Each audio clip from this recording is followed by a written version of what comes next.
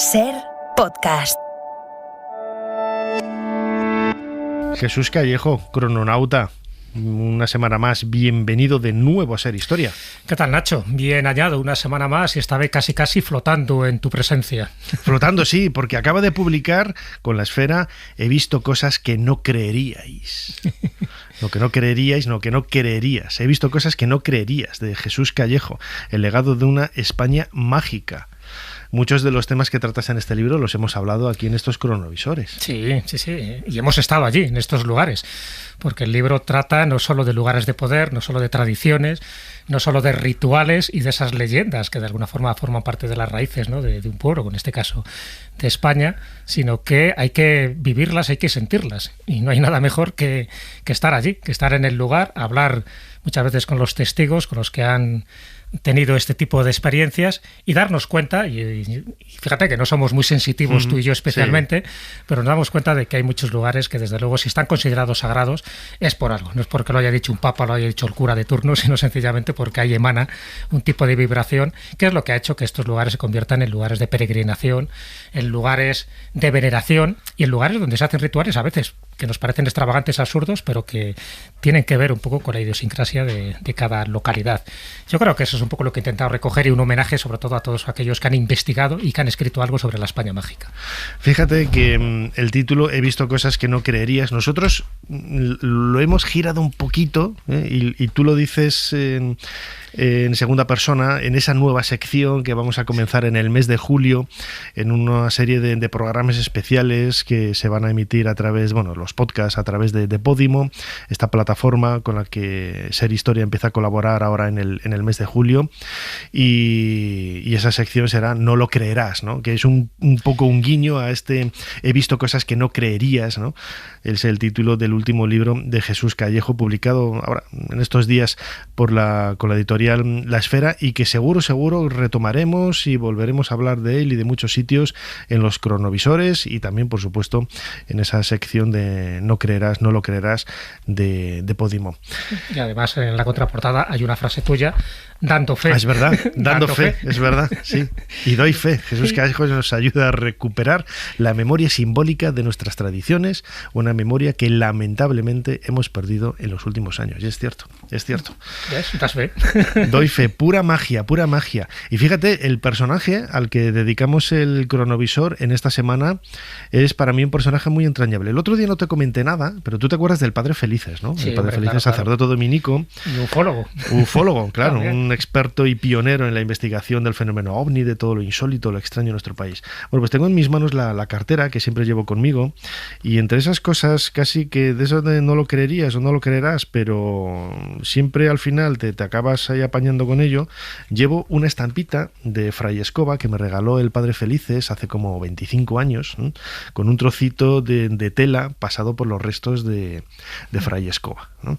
Entonces, pues esta la reliquia que la llevo con mucho cariño siempre conmigo, ¿no? Ya sabéis, por lo que hemos contado aquí muchas veces, que no soy especial creyente ni nada parecido, ¿no? Pero es algo tan imbuido en tu cultura que quieras o no, es ese tipo de creencias son parte de nosotros mismos, ¿no? Sí, hombre, y además cada uno tenemos nuestros personajes favoritos, y este yo creo que es nuestro santo favorito.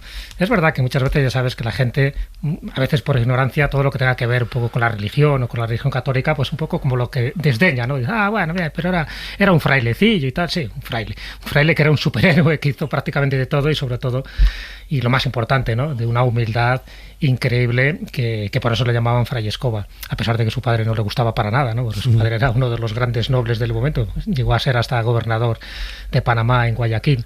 Entonces, el hablar de Fray Escoba, de Martín de Porres, es hablar de algo más que un santo. Además le hacen santo muy tarde, o sea, tengo que decir que se lo pensaron bastante viendo todas las cualidades que este hombre tuvo en vida. Y lo más importante para mí es que era un hombre bueno. Es decir, que llegar a santo para mí es secundario. O sea, le beatifican y luego le santifica Juan 23, pero para mí es algo secundario, porque lo que permanece de un ser humano es el recuerdo. Y el recuerdo que este hombre dejó en vida, en Lima, en su monasterio de los dominicos, y luego lo que dejó post-mortem, es decir, todas aquellas obras sociales que él hizo y que fue recogiendo precisamente pues lo mejor de cada uno. Era un sanador de mucho cuidado, porque además él cuidaba, imponía las manos, hacía sus emplastos, era un conocedor de las hierbas mágicas, y entonces nunca se dio ningún tipo de importancia. Entonces, que alguien pase a la posteridad como un buen hombre, como alguien que siempre estuvo ayudando a los demás, que siempre solamente, o sea, dejando de lado los milagros, que claro, puedes creer o no en ellos, solamente por el hecho de pasar a la posteridad como una buena persona, ya quisieran muchos de los políticos que desdeñan ahora que nadie se va a acordar de ellos, ni siquiera pasado mañana. ¿Sabes? Claro. Que es lo más bonito de todo. Por eso digo que para mí es lo más importante de este personaje. Y es eso, es el recuerdo, es la huella que vas dejando. Luego es verdad que tiene multitud de milagros, que sí es verdad, y ahí está el proceso de beatificación por una parte y el de canonización por otra. Si es verdad solo la mitad de las cosas que se cuentan de él, bueno, es que estamos hablando de un personaje que es un superhéroe. Y luego comentaremos, ¿no? No solo levitaba, no solo se bilocaba, en fin, no solo hacía curaciones prodigiosas, pero sobre todo era la capacidad de servicio, su humildad. Y bueno, para mí lo más importante, que era un bonachón y un tío simpático allí por donde iba, ¿no? Y que iba dándolo todo. Y fíjate que prácticamente no tenía nada, porque empieza como un donado. Un donado es como un terciario en una orden, ni siquiera llega a hermano y luego a fraile. Luego sí lo hace, ¿no? Cuando ya ven que tiene tantos servicios prestados, dice, venga, ya te hacemos fraile. Pero él le daba igual el ser fraile, él lo quería ayudar. Y la forma que él tenía para ayudar, también es verdad que el ser mulato le perjudicaba mucho dentro de las clases sociales del virreinato de Perú de aquella época, pero lo que quería era ayudar. Y la forma que él pensaba que era ayudando, pues era entrar en un convento de dominicos. Él había leído la biografía de Santo Domingo de Guzmán, le parecía muy interesante, y dice, pues bueno, pues venga, voy a ir en esta orden de predicadores, pero no para predicar. Él no tenía el don de la palabra, él tenía el don de la acción. Y el don de la acción era que allí donde iba, hacía mejorar las personas. Bueno, pues como siempre, Jesús Callejo, crononauta. Tenemos delante de nosotros el teclado de este cronovisor para realizar un nuevo viaje en el tiempo, en esta ocasión. ¿Cuál es la fecha que nos propones en esta semana? La fecha es el 8 de mayo de 1634.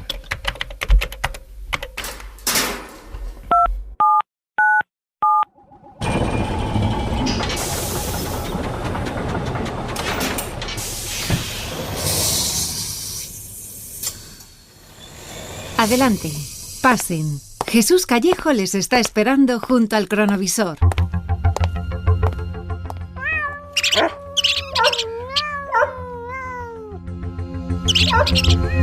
Jesús Callejo, estamos aquí en una especie de sótano vemos un personaje mulato e imagino que es nuestro protagonista, Juan Martín de Porres Velázquez, más conocido como Fray Escoba, y está dando de comer a un perro, a un gato y a un ratón. Y a un ratón. Sí, bueno, por eso. Fíjate que podíamos venir a muchas de las circunstancias de su vida, porque cualquiera es impresionante, ¿no? Pero es que esta me parece como mucho más doméstica, mucho más cercana, porque ver a estos tres animales que en apariencia deberían ser enemigos naturales y están conviviendo, están comiendo juntos. Bueno, pues esto es gracias a ese don que tenía Fray Escoba de aunar pues este tipo de sensibilidades y sobre todo de eliminar rivalidades. Bueno, pues todo ocurre, fíjate, y esto lo cuenta el padre Fernando Aragonés, que es uno de los que más testimonio da de los prodigios que hizo en su vida Fray Escoba. Y bueno, pues lo que él comenta es que en un momento dado, y no solo lo comenta él, sino otros hermanos como Fray Juan López o Fray Antonio de Morales, entonces lo que comenta es que un buen día, este día en concreto en el que hemos ido con nuestro cronovisor, pues había parido una perra y una gata. Y bueno, pues en el convento, sabes que él tenía un pequeño refugio para este tipo de animales, sobre todo los que estaban heridos, los cuidaba exactamente igual que a una persona que encontrara desvalida.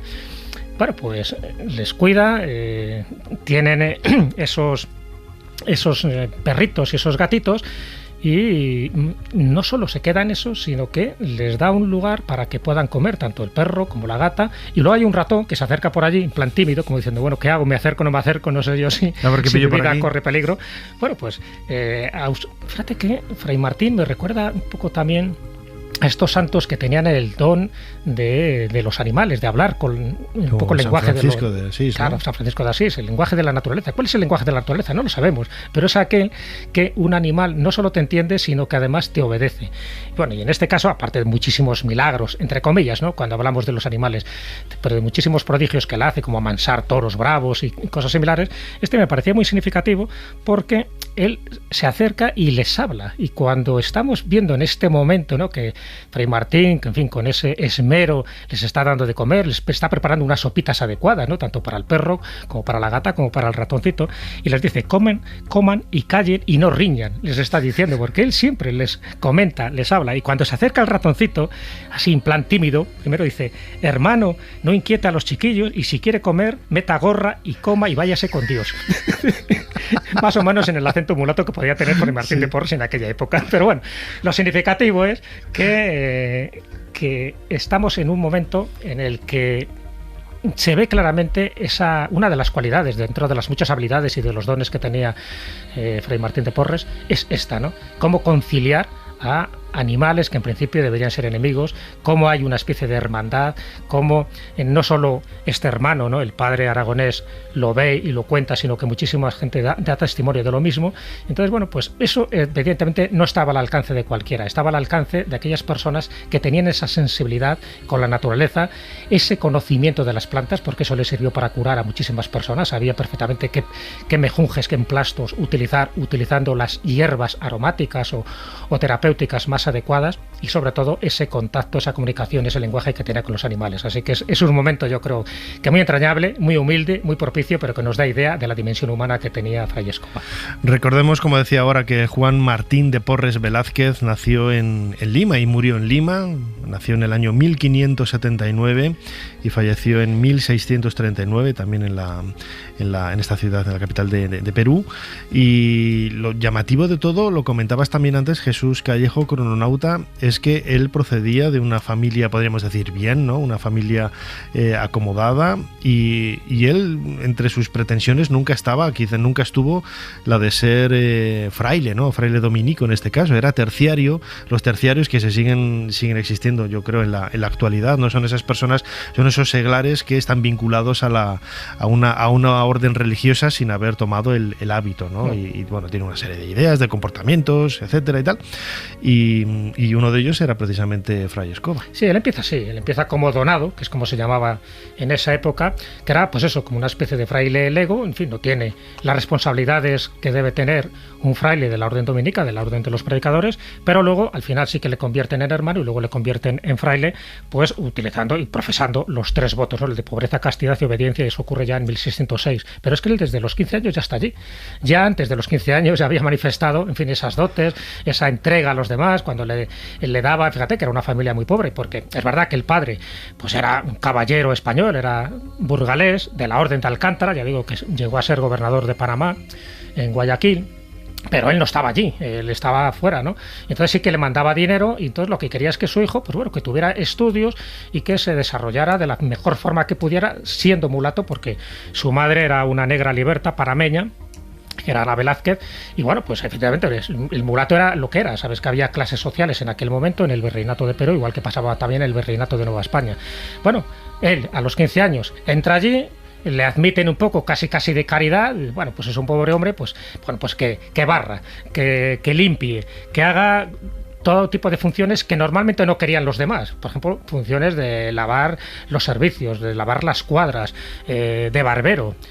Ser barbero en aquella época era desde cortar el pelo hasta extraerte una muela, o sea que se hacía para todo, era un barbero y para curarte. Entonces, en las dotes de sanación, ahí es donde demostró muchísimas de sus habilidades, ya digo, imponiendo las manos, dándole bebidas a aquellos que estaban enfermos. De hecho, hubo una epidemia de sarampión, por ejemplo, donde 60 frailes estuvieron enfermos de una forma o de otra. Bueno, pues Martín de Porres, otra de sus cualidades, que apenas dormía 2 o 3 horas, siempre estaba activo, y entonces estuvo cuidando a todos sus hermanos, a esos 60 personas que estaban enfermas, de una forma o de otra. Él no cayó enfermo, pero con una rapidez y además con una presteza que la gente decía, esto es imposible, no puede estar aquí y allí a la vez prácticamente. Luego comentaremos casos de bilocación todavía mucho más espectaculares, pero esa función de servicio, de curar, que además él decía, dice, yo te curo pero Dios te sana. Esa es la frase que siempre acababa diciendo, yo te curo pero Dios te sana. Una de las habilidades que tenía, de las muchas, era el don de profecía. Cuando alguien estaba enfermo, sabía primero si estaba fingido, porque había algunos que en fin, ya sabes, se hacían un poco el longuis para no ir a clase. Para no ir a clase o no cumplir sus obligaciones, en este caso religiosas. Y sabía si era una enfermedad leve, si era una enfermedad grave o si se iba a morir. Él lo sabía ya de entrada. Y si se iba a morir, no había problema. Le decía, no te preocupes, prepárate, que dentro de poco vas a estar con Dios. Pero lo decía con naturalidad, como diciendo, bueno, fíjate qué suerte has tenido, que yo te estoy avisando de que te quedan unos cuantos días. Pero si no era así, es decir, si no estaba la muerte cercana, evidentemente él le asistía en todo lo que podía. Y esa agilidad, como se llama, es una especie de...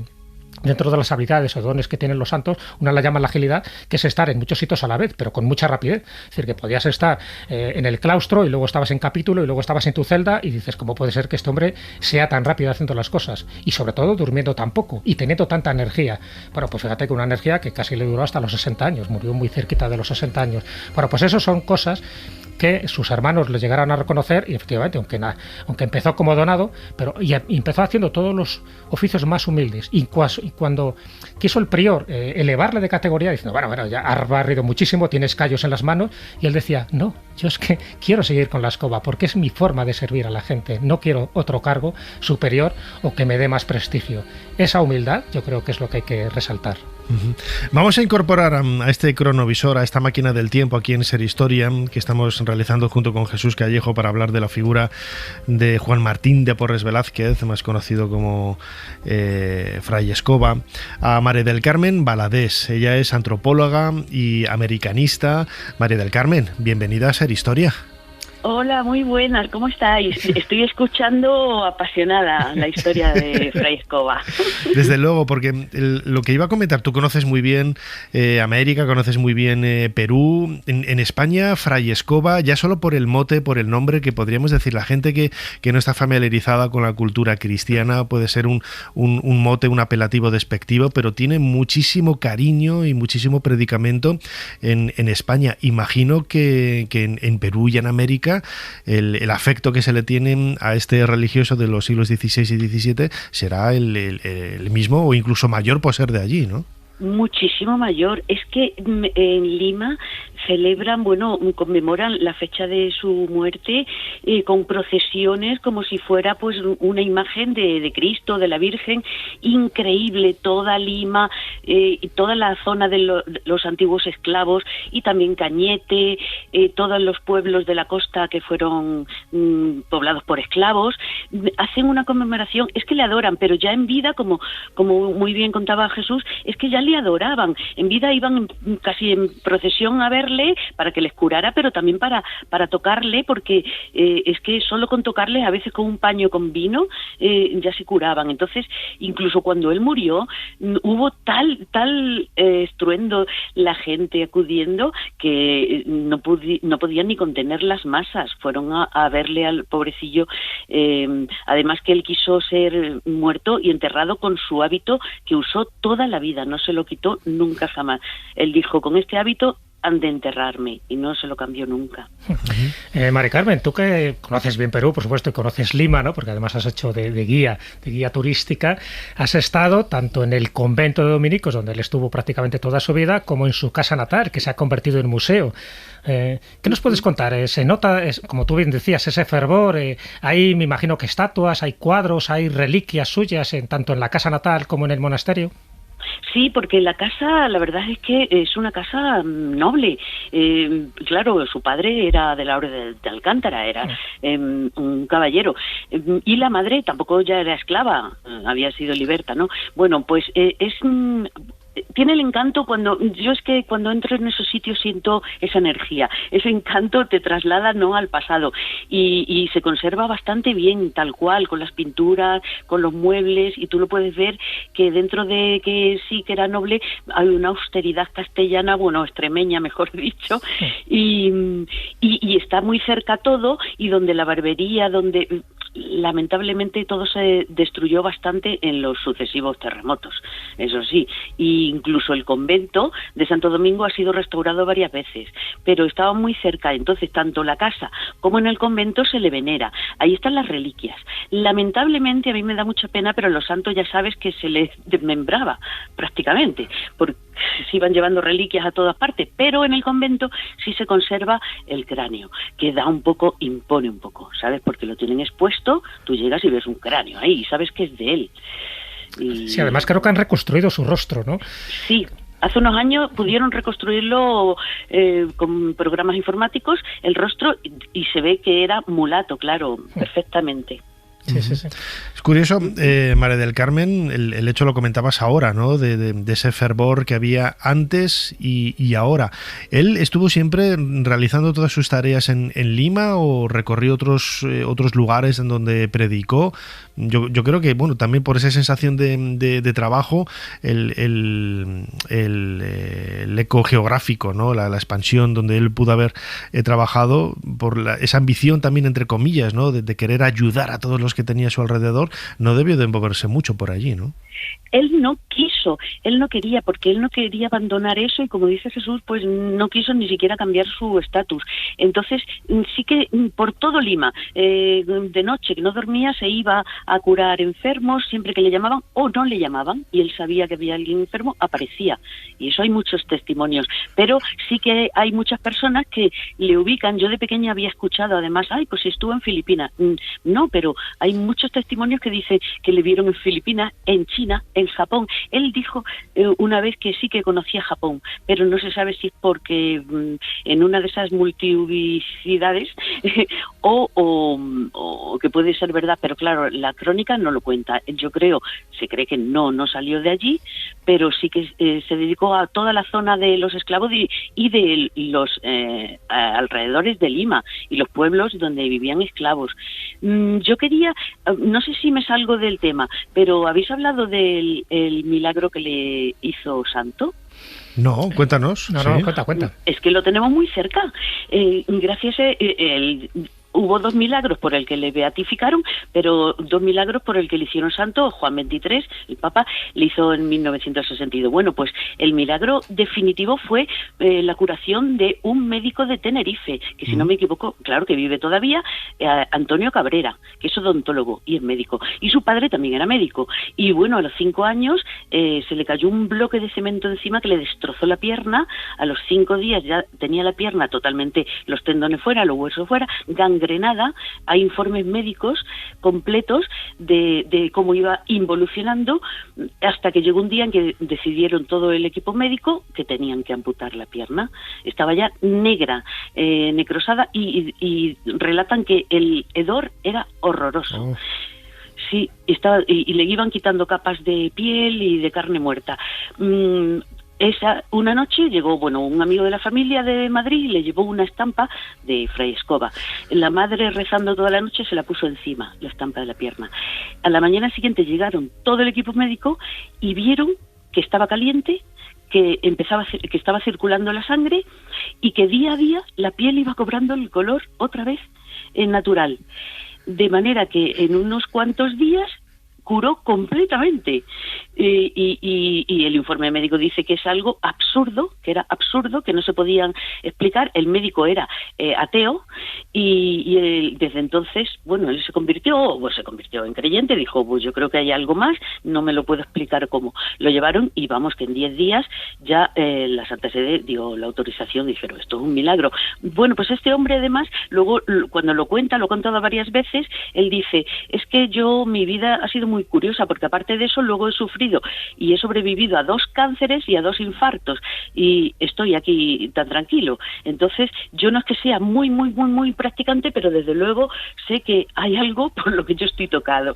Entonces es una historia que nos toca cerca, ¿eh? Desde luego que sí, nos toca cerca por ese elemento humano, ¿no? A pasar del tiempo transcurrido, la figura de Fray Escoba con este apelativo, ¿no? Como escuchábamos al principio del programa, con esa película del año 1961, que el otro día volviéndola a ver, pues es muy ñoña, ¿no? Han pasado 60 años desde que se hizo y está muy idealizado el personaje, pero desde luego que leyendo las crónicas y viendo un poco el legado que ha tenido, nos tenemos que quitar el sombrero y desde luego pues que casi arrodillarnos, ¿no?, ante un superhéroe de esta época de finales del XVI y comienzos del siglo XVII. María del Carmen Valadés, antropóloga y americanista, como siempre, muchísimas gracias por habernos ayudado a hacer un poquito más de historia.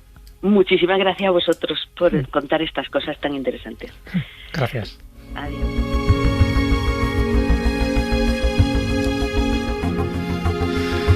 Jesús, uno de los aspectos más insólitos, ¿no?, y que a mí más me llama la atención es los milagros más sobrecogedores, ¿no? El hecho de la bilocación. Ahora escuchábamos en la voz de María del Carmen Valadés esa posibilidad de que hubiera estado en Japón. A mí me deja un poco ojiplático.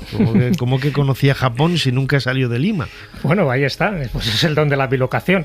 Y no solo en Japón, en más lugares, ¿no? Incluso en Ciudad de México, para curar a un comerciante de Lima, un amigo suyo, que en aquel momento se sintió morir y le invoca, y de buenas a primeras aparece en su habitación en la Ciudad de México. Dice, ¿pero qué haces tú aquí? El otro dice, pues, para curarte.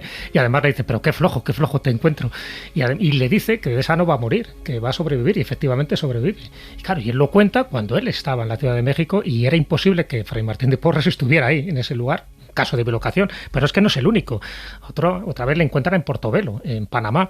Otra de las ocasiones socorre a enfermos y cautivos, tanto en Japón como en China. Además, allí se le ve hablando en chino, lo cual todavía tiene un poder muchísimo mayor. No sería un mulato que había aprendido que se parecía, mandarín, ¿no? Y se parecía, yo por hacer de abogado del diablo, ¿eh? No, yo te hablo del proceso, sí, tanto de beatificación como de canonización, pues de la multitud de testimonios que se fueron escribiendo ahí. Pues digo, y si solo la mitad es cierto, en fin, es para quitarse el sombrero o para quitarse casi la escoba. También estuvo en Berbería, dicen, en Berbería, que es la zona norte de África, y en concreto en Argel. También en Bayona, en Francia, en un hospital, allí también cuidando a los enfermos. Claro, es que un mulato no pasa desapercibido. Y en Bayona menos, o en China menos, y yo no te digo en Japón. Y también, por citarte un último caso, en Manila, en Filipinas, donde se le ve enseñando a leer y a escribir a 24 huérfanos. Es decir, claro, estos casos son asombrosos. Por eso hablamos muchas veces de los superhéroes de Marvel o de DC. Dices, bueno, pues es que tienes aquí a Fray Escoba, que no solo hizo esto, sino aparte lo que te comenté antes de la agilidad, esa traslación corporal casi instantánea de un lugar a otro.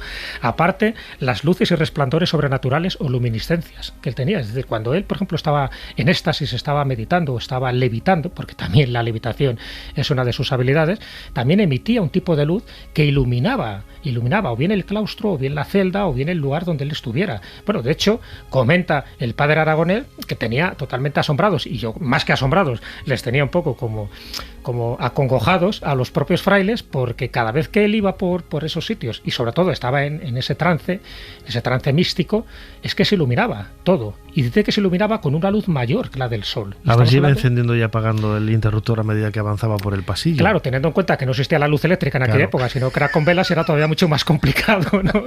Pero bueno, ahí lo tienes. La invisibilidad, por ejemplo, dice que una vez que ocurría, bueno, pues cuando él comulgaba, por ejemplo, no aparecía por ninguna parte, le iban buscando y no estaba. Ese don de la invisibilidad es como si se desmaterializara. Pero lo más gracioso, por poner un poco un tono de humor en todo esto, es cuando le ocurre un incidente. Hay dos presos que se escapan de la cárcel de Lima, y estos presos pues van al convento este de los dominicos, donde está Fray Escoba. Primero se esconden en el sótano y luego van a la celda pidiéndole ayuda. Dicen, oye, mira, que es que vienen aquí unos gendarmes, unos guardias que nos quieren llevar otra vez a la cárcel y nosotros somos inocentes, ¿no? Y entonces allí estaba el alcalde de la corte de la Audiencia de Lima junto con 2 soldados. Bueno, pues lo que le dice Fray Martín a estos dos prisioneros que se habían escapado es bueno, esconderos donde puede. Fíjate, imagínate en la celda de él, ¿dónde se pueden esconder? En los colchones. Bueno, y aquí ocurre una escena como muy parecida a los de Monty Python, ¿no? Llega el alcaide, llegan los soldados, registra toda la celda y salen de allí y dicen, no hay nada. Y allí estaban estos 2 prisioneros. Dice, ese don de la invisibilidad, o sea, ¿qué es lo que hizo este hombre para que pasaran desapercibidos estos 2 prisioneros, estas 2 personas, estos 2 delincuentes que se habían escapado y que fueran incapaces de verle en una celda que imagínate que tendría 5 metros cuadrados, pequeña, no mucho más, ¿no? Bueno, muchas de las cosas que estás contando entran un poco dentro del... A ver, yo muchas de ellas yo las pondría en cuarentena, ¿no? Ahora bromeaba, ¿no?, alrededor de algunos de los comentarios que hacías, pero bueno, entra un poco en esa dinámica, ¿no?, del siglo de oro, ¿no? Por ejemplo, con la monja de Ágreda, Sor María Jesús de Ágreda, que también se decía que había estado en Nuevo México, en América, y desde luego hay testigos, ¿no?, que lo aseguran y claro, dices, tienes que creerlos o se han equivocado, o no sé, bueno, es lo que dicen las crónicas, ¿no? Nosotros desde el presente, pues como hacía yo ahora, ¿no?, tendemos a bromear y a desprestigiar y a desdeñar, ¿no?, esas ideas, pero bueno, era un momento en el que todo esto tenía mucho peso, mucha creencia y era algo prácticamente cotidiano. Era cotidiano. A ver, lo interesante de todo esto, y no solo le ocurre a este santo, ¿no? Fíjate también a Fray Juan Macías, que por cierto, un santo extremeño, pero que vivió prácticamente toda su vida en Lima y que también es otro de los santos reconocidos. De hecho, se le considera el salvador de las almas de purgatorio y que también tenía esos dos dones, tanto de la levitación como de la bilocación. No es el único. San José de Cupertino, por ejemplo, un santo italiano, es que no lo veían solo una o dos personas, lo veía el pueblo entero, ¿no?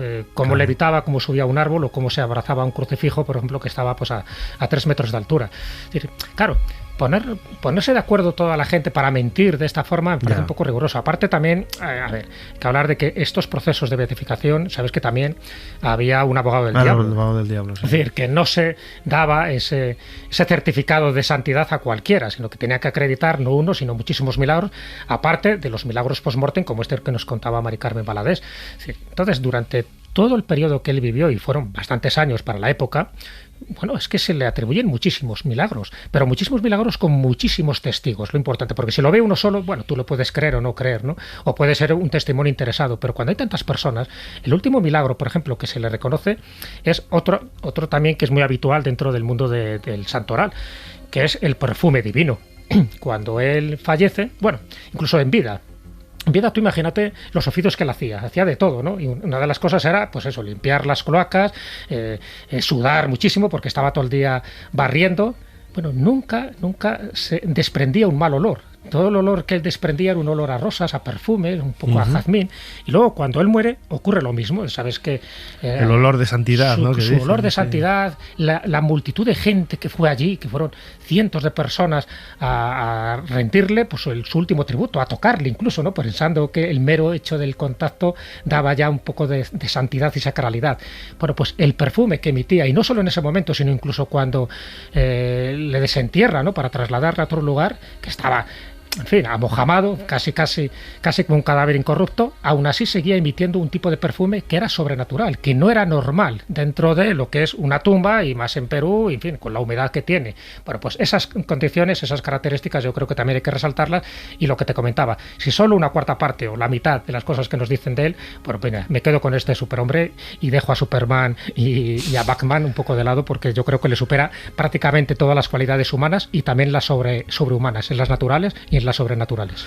Pues sí, nos quedamos con Fray Escoba, Juan Martín de Porres Velázquez, más conocido como Fray Escoba, ese héroe del siglo XVII al que hemos dedicado el cronovisor aquí en Ser Historia. Jesús Callejo, como siempre, muchísimas gracias por habernos ayudado a hacer un poquito más de historia. Nada, muchísimas gracias a ti, me cojo la escoba y nos vemos la próxima semana. Y yo, fíjate, estoy viendo por la pantallita del cronovisor que en el estudio nos está esperando Julio López, nuestro compañero, que hace que no lo veo, fíjate, desde antes de la pandemia, y tengo muchas ganas de darle un abrazo muy fuerte. Así que regresamos al presente y nos vamos a saludar. Bueno, ese abrazo también se lo quiero dar también a Julio López Fonseca, desde luego, gran hombre, gran personaje. Hasta la semana que viene, Jesús. Hasta la semana que viene. Suscríbete a Ser Historia. Todos los episodios y contenidos adicionales en la app de Cadena Ser y en nuestros canales de Apple Podcast, Spotify, iVoox, Google Podcast y YouTube. Escúchanos en directo en la Ser los domingos a la 1:30 de la madrugada. Cadena Ser. La radio.